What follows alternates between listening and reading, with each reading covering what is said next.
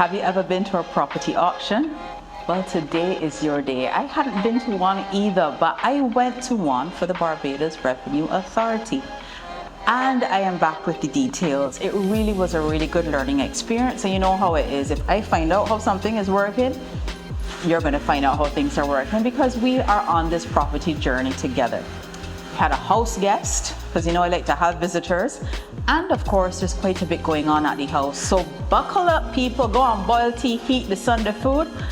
We are at the house and we are at the Barbados Revenue Authority's auction. I'm Kelly Johnley and this is Bajan Renovation.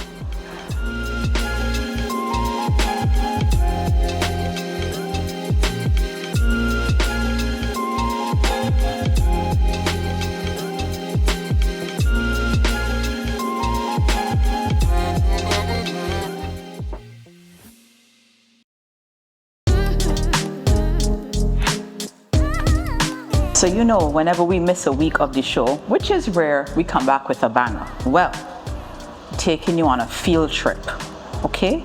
Because this is a comprehensive property experience. And I want you all to show you all a bit about what I really do behind the scenes as far as it goes with looking for future properties. Now, we went to the Barbados Revenue Authority's auction. For those of you who have never been to an auction, I wanted to share what it's like. Sometimes people find these spaces intimidating, but once I do that, I'm also going to tell you specifically why I went. I didn't just go out of curiosity. So who went to this auction? Now, first of all, this auction was advertised by the Barbados Revenue Authority on their social media platforms and also in the newspaper. I would have seen the first ad for the auction that we went to in March. I don't know if the ad came before, but I was paying attention from March. And at the time, I'm pretty sure they had over 30 properties. Well, I'll explain to you a bit later how they were able to whittle it down to the 3 that were in today's auction. So who went to the auction? Well, some of everybody assumed. Now, when I got there, almost 40 minutes early, there were probably about 4 people in the room. So I was like, okay, well, you know, I guess this is, you know, a little small auction. Well, I want you to know that by the time the people started, it was standing room. And as I said, who was there? So now, let me just speak frankly. Racially, everybody was there. We have black people, white people, Indians, and the Chinese. Okay, definitely more men than women, but in terms of what they were doing, so you had people who were property developers that were there looking. You had a lot of realtors that were there looking, and many of them were there looking on behalf of clients or went with clients who were interested in securing properties. You also had accountants that go on behalf of clients who are not able to go or also don't want to necessarily be seen at the auction. Lots of people were there. And you know, it was nice. Some people brought their kids, and I think that was so important because we need to start talking to our children about money from early. You know, a lot of times the only thing that children hear about is bills that need to be paid. But there were actually a few people who walked with their kids just to show them the ropes of how an auction goes. So the auction was scheduled to start at 9:30. I started when you go into the auction room, you register, you present your ID, and they take your contact information. They also issue you with a paddle. I was number 3, just thought you should know. And that, of course, is for when you are placing a bid. Now, when the auction started this morning, there were only 3 properties available. And the Barbados Revenue Authority went to great pains to say, look, up until the time that the auction starts, property owners will be given the opportunity and the courtesy of reaching out to the BRA to make arrangements for payments. So the purpose of the auction is not a fire sale, which is why the numbers were so drastically reduced from what was previously advertised. Many people made arrangements with the Revenue Authority, hence the 3 properties. The auctioneer also, in addition to giving the description of the properties, in other words, where they're located, what they are selling, etc. In this instance, all 3 properties were land, but prior to that, the original listing also had structures. They go as far as to explain what the Revenue Authority is committing to. So for example, they are not responsible for your knowledge of covenants. We've spoken about covenants. They are not offering vacant or guaranteeing vacant possession of a property, meaning, let's say you bought a house and people were living in it. You now, as the new owner, have to deal with the tenant. They are not going to come and sit down and work out the nit and grit of the property with you. They are not giving you any details on the structure of the actual property that you are buying. If you are buying a land and a property, they are making it very clear to you what their involvement is, as well as what risks you are taking on when you commit to this property. I don't have all the notes on that, but it is worth investigating before you just go and say, hey, I got this thing at a deal. The objective here is, as I said, it's not a fire sale, and the Revenue Authority is very clear on what they are offering as their service, which is why several of the people who I could say were active bidders were there with property agents. They did do some due diligence on those properties.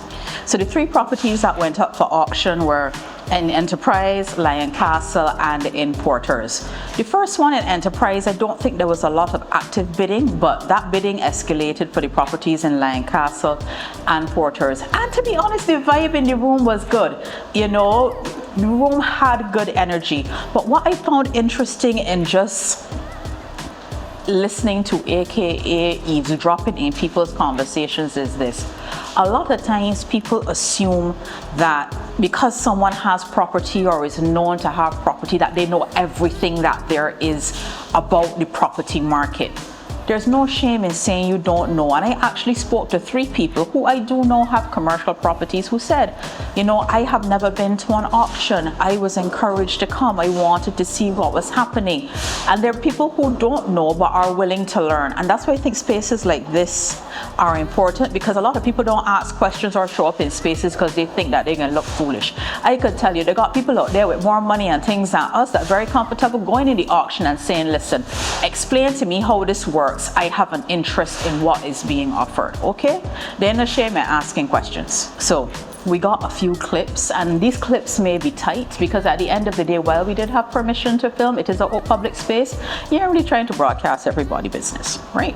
So how it goes, much like what you see on TV, a bid is called, you raise your paddle, and it is acknowledged by the auctioneer. The auctioneer puts forward a starting bid. And I can tell you, from the time that the starting bid comes out, you see all levels of calculators coming. Now, everybody is a mathematician. What a lot of people were trying to determine is if the price per square foot is in keeping with what is the market value or what they were willing to pay.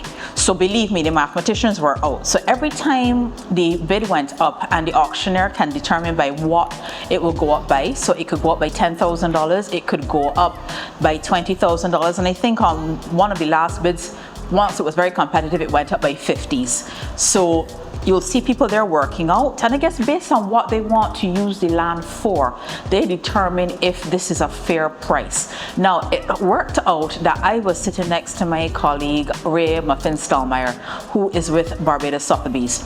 So I was asking Muffin, I was like, Muffin, is this a good price? And she was able to pull up some listings, some comparable listings right there on her phone and say yes. She said, is this going for bottom, the property that I was asking about, is this going for bottom dollar? No, but based on what square footage is going for in this area, she could see how this could be attractive to somebody. She's also was familiar with some of the covenants for some of the areas, which, as I said, you as a buyer will have to know. Once you buy this thing, there's at you. So again, if you are serious about buying a property in an auction, there is some value in doing some due diligence before, or at least walking with a professional who can guide you. So after the bids are accepted, this is what they do. They take the top 3 bids, the top 3 highest bids, and you go to a team member from the Revenue Authority and they record your bid, because the person who has the highest bid has 48 hours to make a 10% deposit to the Revenue Authority for the amount that they committed.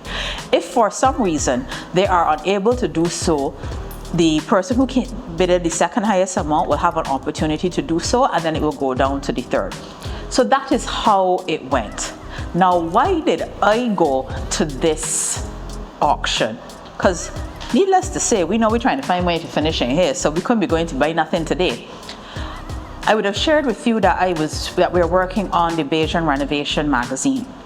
And one of the contributors is the Barbados Revenue Authority. We actually have an article, I won't let too much out right now. We have an article that they provided the content for. In discussions with them, they suggested I come to the auction and see what it's like. And I was a little surprised by the invite because I just assume, and you know what I mean too, I just assume certain sorts of people with certain sorts of complexions and certain sorts of pockets is go to auctions. Not the case, as we have demonstrated, but she said come to the auction, see how it works. She said the reason being, she said you clearly seem to have the appetite for property and also the tenacity to go through the process. See what it is like, because if you are interested in getting on the commercial ladder, which I am, you may be able to pick up a property through an auction. And it got me thinking, it makes sense. Now granted, I do not know how my year will go. I do not know what money I will earn in the future. But the fact of the matter is, from where I'm standing, I don't see myself necessarily having a boundless budget to just pick up a commercial property. I probably will have to go and look for something in foreclosure. I probably will have to go and look at something that's an auction. So I had in my mind to come to the auction. I saved the date at a shackle look. They said that we could come and we could get some clips. But this is what I did after that. I called my banker, because the next question is, because I know that you have to pay the 10%, where would I ever get this money, dear Lord? And remember in a previous episode, we would have spoken about refinancing, we would have spoken about home equity loans.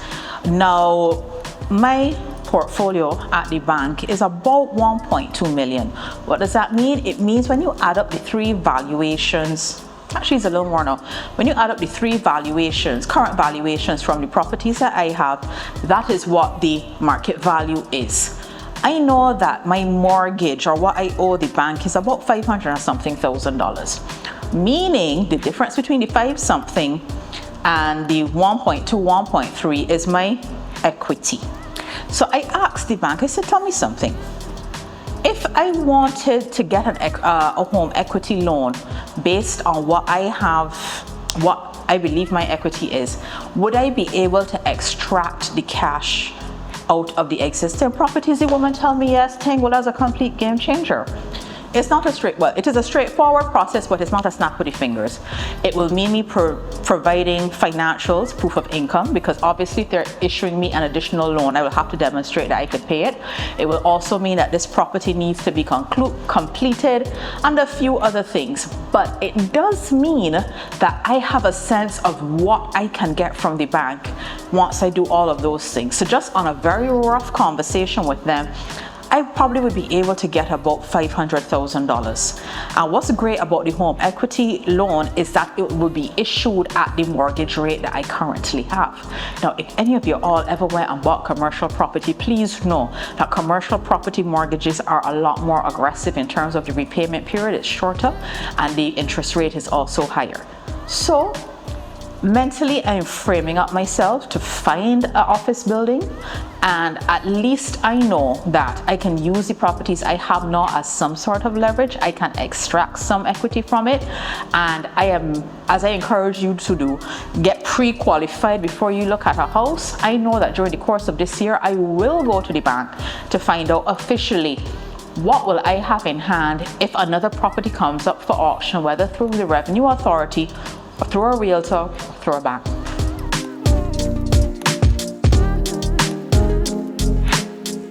So quick look around. As you can see, we have some changes, and I have a house guest because I ran into my friend and colleague Agent Cherita, and she was actually one of the first people who came here.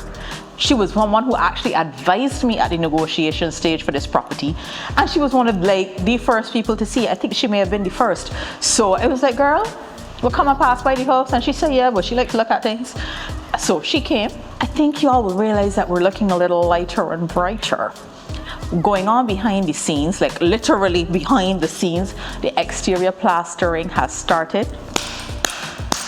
Y'all know that we have doors, but we also have tiles. They're not laying the tiles today, but the next time that we're back here, you're gonna see a little floor in action. So just take a quick look to see how light and bright and airy my little palatial house is.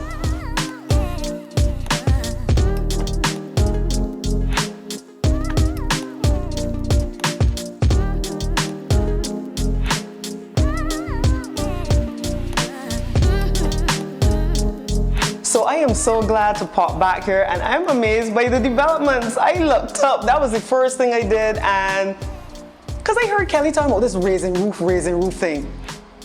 Big difference. Imagine to know that the square footage of the house is pretty much exactly the same, but just elevating the height of the roof makes such a big difference. And what came to mind too is that a lot of traditional Bajan properties tend to have ceilings. We believe in a ceiling. A ceiling is not an absolute necessity, because the reality is that when it's gone, your house actually feels a lot bigger. So, you know, food for thought. And what came to mind too is the opening of the space made it feel so much more breezy and inviting. I am excited to see the finished product, but definitely a thumbs up for all that has happened so far. Kelly, the only faux pas though is a few Christmases from now, the cobweb in the ceiling. You can't ever, never ever reach that. Sweet girl, a bird could come and live in here. They would be in here forever. I looked at it when they were doing the Plastering. the plastering, right? And all of a sudden I was like, yeah, well, whatever goes up there will go stay That's up it, there. that's it. That's a commitment. That's a commitment. Whatever like fixture you want, you change it. You choose it carefully, right? Because nobody ain't changing this bulb for you. So listen, my first gift for Kelly, a home warming gift, is going to be a stick that's about 16 feet long with just a little cotton fuzz at the end, and it will be the most glorious gift she has ever received. Question, do a lot of people come to you for fixers? Or do you sell a lot of properties that need renovating? I do sell fixers, but the biggest challenge is people think that they can handle it because of the price. But then when they see what's involved... I am people. When they realize what is involved, they get a little bit nervous. But I always recommend to persons, don't be intimidated by a fixer. Sometimes you have to, don't bite off more than you can chew in terms of projects. So when you get a fixer, look at it in terms of projects. Where are the places that you're going to be the most? Perhaps the kitchen and bathroom, tackle those first. And also important areas like tiling, get out of the way first. And perhaps every other thing might be a summer or Easter job if you don't want to take on all at once. So you have your options. But do you find more people are getting onto the property ladder that way, or do you still see many people looking for land to build? Or from your portfolio, what is the area of interest? To be honest with you, it's a mixed bag of tricks. Okay. I think persons have been coached, all of us have been coached, own a piece of the rock. Yes. So they go out and get land, but then they're like, okay, what do I do with this? Listen, I think people who build from scratch are so brave. I know. Listen, people always say, you wouldn't like buy a piece of land and do a development. I say, thinking to myself, I think I'm overrepresenting myself here. Buy a piece of land and build a what? I say, absolutely not. No. Building is not for the weak. You have to have strong intestinal fortitude. I use all of my fortitude. See the fortitude there? The fortitude has been used. It is in the concrete. Oh my goodness. I personally like the fact that you have a structure already and that you get to play with it. And to me, it gives you, you get away from the major battles of dealing with foundation and walls, and you could get right into just, making it yours, tailoring it to suit you. I could tell you, we had a recent show with Vicky Telford, architect Vicky Telford, where she spoke about variances, and I could tell you that had I taken a budget to build a house from scratch and made changes the way I made changes, I use up the money the way I used up the money, I do not know how I would have ever finished a house. Yeah. Right? If I was building it from scratch, taking the path that I took with the budget that I had. Yeah. I would be like, literally, we would just be looking at a foundation and blocks right now. I am so glad I at least had a house to start with, so that I could at least put back together a house, because there was always a house. Correct. I don't know how people do it and wing it, but I could tell you, this brings me to a Christian understanding. No, you get deeper and stronger with your prayer life. And me and the bank are like this. I know. But no, I love me a fixer, because It's also about that soul satisfaction, that self-actualization. I did it. I did it. You know, you had literally a hand in bringing the whole project to life. And so to me, it's more than just the home that you live in. It is about when you look at this home, you look at it with pride. And I can tell you, You right? can look at this with real pride. No, Kelly. I am pleased, but I know we talk about numbers a lot. So guys, Cherita is my friend, right? That we send each other things all the time. Whether or not we are buying at it, we are looking at it with the level of intensity of people who have massive budgets, right? Very regularly. Yes. We just came from the bra auction, okay? Because with the people buying the $1 million properties, we were there. Yes. But wealthy I in could tell mind. you, wealthy in mind and spirit, bless God. But one thing I know we pay attention to, and I'm glad I had it here, I got this at the right price. Yes, and I think that is key. When you're looking around for fixers, price is important because remember, on top of that price, you are now adding repairs. You are now adding materials. So don't just get excited by the price. Have you put in the lowest possible offer that you could? And Cherita gave me such a good piece of advice when I was looking at this. Really? Yes. Let Okay. me tell you the good piece of advice. Talk me. Because it was listed, I believe, for $240, right? And to me, I thought it was fair. It was fair based on the area, etc., and the renovation that I didn't really know I was going to take on. $240 for 2 units in a central area is fair. That's a good price. And I said, Cherita, well, how do you negotiate? She said, do not go in there and accept the list price. Ask the realtor, pull them aside, and say how motivated is the seller. In other words, it's something we have on the page already. Why is this house being sold? Yes. Right? Because that will help to just gauge how flexible the person is. And in a conversation about the seller, I learned that they had a previous offer which they had accepted. Timing is key. Right? And they were not willing to go less than that offer. Right. And that offer, dear friend, was $195,000. And look how I would have given people $37,000 more than I needed to. You see? Right. Always ask questions because it's always in those details. It's easy to rush in. Yes. It's easy to rush in. Yeah. And I said, I was so excited when I saw it, and I just want to say, yes, $250, I'll take it. And I said, so tell me about this seller. Why are they thinking? And this time we're trying to think again, buy this house. And she said, well, you know, it's an older guy, he doesn't live here, etc., etc. It was a family home, it just passed to him. He's at that stage now where he would prefer to have the cash. And last year, an offer fell through us And you know what? You see? And it's your job to be the solution to his problem. And I remember getting in the car, my heart was shaking. I was like, oh my gosh, I would have given these people, I nearly give these people extra.